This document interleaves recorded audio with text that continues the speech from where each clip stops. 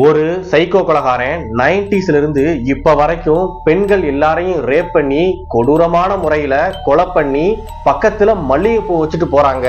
புதுசா இருக்குல்ல. 2026ல ரிலீஸ் ஆன சிக்கட்டிலோ இந்த படத்தோட ஸ்டோரி என்னன்னா, இந்த படத்தோட ஹீரோயின் ஒரு கிரைம் ஜேர்னலிஸ்டா ஒரு டிவி சேனல்ல வேலை பாக்குறாங்க. அந்த டைம்ல ஹீரோயினோட வேலை பாக்குற ஒரு பொண்ணும் அவளுடைய பாய் ஃப்ரெண்டும் கொடூரமான முறையில கொலை செய்யப்பட்டு அவங்க பிளாட்ல இறந்து கிடக்குறாங்க. சோ இந்த கிரைம் கேஸ நம்ம சேனல்ல பேசி இந்த கொலையாளியை கண்டுபிடிச்சிடலாம் அப்படின்னு பார்த்தா, இந்த சேனல்ல உள்ளவங்க யாரும் இந்த கேஸ பத்தி பேசக்கூடாது அப்படின்னு சொல்லிடுறாங்க. சரி, இது வேலைக்காகுது, நம்மளே ஒரு பிராட்காஸ்ட் சேனலை ஸ்டார்ட் பண்ணிடலாம் அப்படின்னு சொல்லிட்டு சிக்காட்டிலோ அப்படிங்கிற ஒரு பிராட்காஸ்ட் சேனலை ஸ்டார்ட் பண்றாங்க நம்ம ஹீரோயின். அதே நேரத்துல இந்த கில்லர் யாரா இருப்பேன் அப்படின்னு சொல்லிட்டு நம்ம ஹீரோயினே களத்துல இறங்கி கில்லரை தேட ஸ்டார்ட் பண்றாங்க.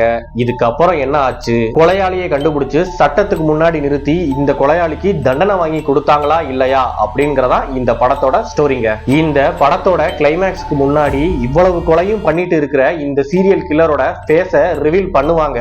என்னடா நீயாடா இவ்வளவு கொலையும் பண்ண அப்படின்னு ஆச்சரியமா நீங்க பாப்பீங்க. ஆனா உண்மையான கொலைகாரன் இவன் இல்ல, இன்னொருத்தன் இருக்கான் அப்படின்னு ட்விஸ்ட் வச்சு கொலைகாரனுடைய ஃபேஸ கிளைமேக்ஸ்ல ரிவீல் பண்ணுவாங்க.